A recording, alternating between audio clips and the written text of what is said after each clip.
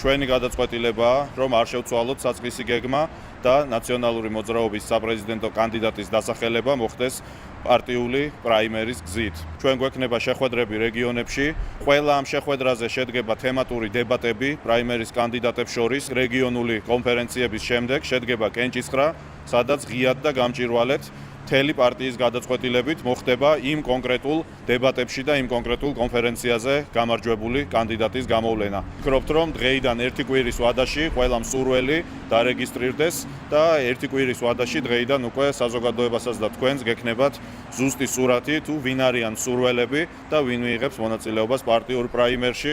ჯერჯერობით ჩვენ კანდიდატურები არ აქვს საბოლოოდ არ არის ჩამოყალიბებული.